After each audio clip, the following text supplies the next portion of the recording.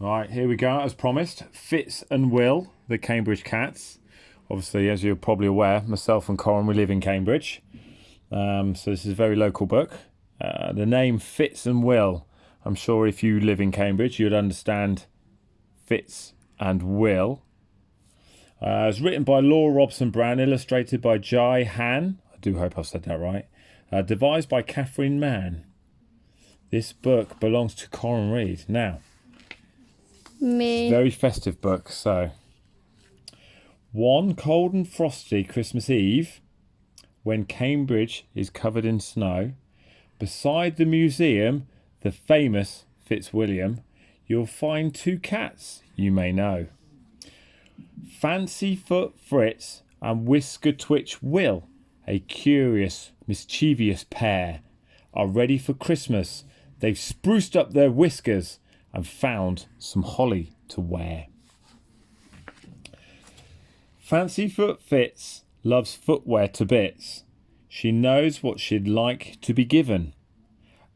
A large box of shoes is what she would choose, tied up with a shiny red ribbon. Whisker Twitch Will his tummy would fill with chocolates and Christmassy treats. Mince pies, sugar mice, Christmas cake by the slice. Whatever looks tasty, he eats. With a scamper and scatter and pitter-pat-patter, the cats leave the lions behind. With a wintry shiver, they head for the river to see what adventures they'll find. At once they leap high onto Clare College Bridge. Before them stands Kings in the Snow. The river has frozen. The skaters have chosen to dance on the ice as they go. Snowballs and snowmen and warm hats and scarves, the Cambridge cats trot through Clare.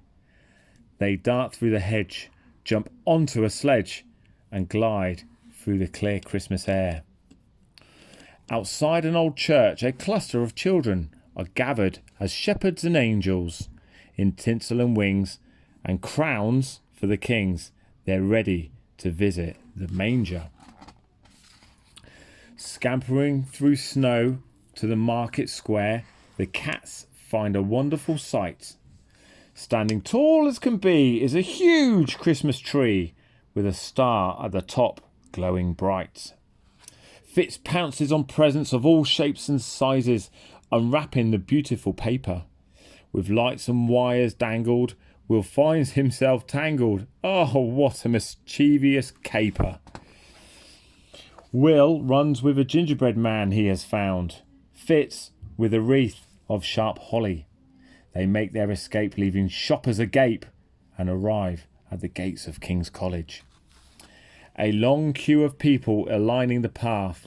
Through feet and more feet, the cats weave to a huge chapel door, a black and white floor, and music for Christmas Eve.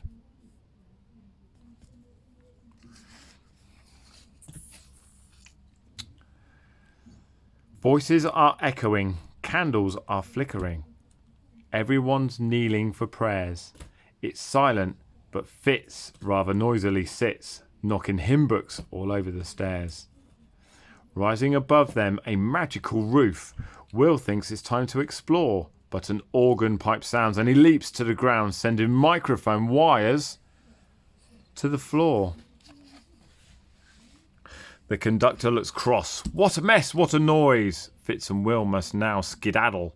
The mischievous cats trip on choristers' hats and escaped at long last from the chapel. Running, scamper and scatter and pitter-pat-patter, a doorway, a staircase, they peep. This warm, cosy chair where the very tired pair have a rest and fall fast asleep. Waking hours later, the cats stretch their paws. Darkness has fallen outside. And there by the tree, who is that they can see? They trot on tiptoe and hide. A sack full of presents with rustles of wrapping. Fitz finds a ribbon to wear. Will fills his tum with Christmassy crumb. Then at once, They are swung in the air. Where are they going? They try to look out. They're wiggled and jiggled up high. Squished in a sack on somebody's back. They appear to be up in the sky. With a bump, they're tossed down. Where can they be? The cats feel far from the ground. Good gracious! They may, in fact, be on a sleigh. Father Christmas is out on his rounds.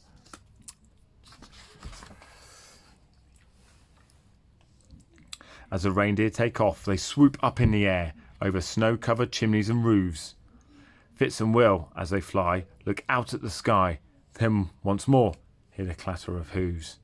The cats peep out slowly. Snowflakes land softly. Oh no, Father Christmas has seen them. Ho ho, he now laughs, scoots them up by their scarves. Our next stop will be the museum. But first, Father Christmas is keen for their help. Be quick, we mustn't delay. These bright, shiny toys are good for girls and boys to open on Christmas Day. With a pitter-pat-patter as quick as can be, the stockings are filled to the top. With dolls, books and sweets, wooden trains, chocolate treats, and a rabbit with ears that go flop. It's time to be swooped off the roof, and they will fly through the snow, making hardly sound. Pulled a reindeer so strong that it doesn't seem long till they've landed once more on the ground. Father Christmas lifts Fitz and then Will from the sleigh, gives each of them something delicious, and says, "Close your eyes, you might have a surprise when you wake in the morning for Christmas."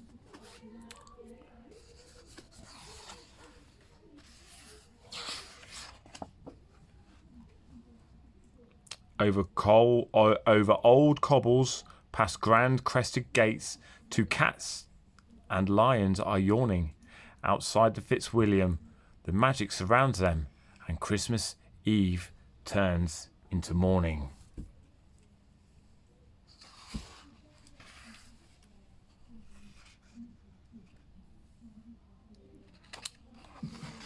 It's like Cambridge. There we go. Very nice. We'll go back here. Here we are. I wonder how many boys and girls know these places. Corin, do you know any of these places? I think you know this one. It's a museum, isn't it? Yeah. I think I know who that is. Who's that? I think many boys and Santa girls know who that is. Claus. Yeah. Yeah, there's a guild hall down here.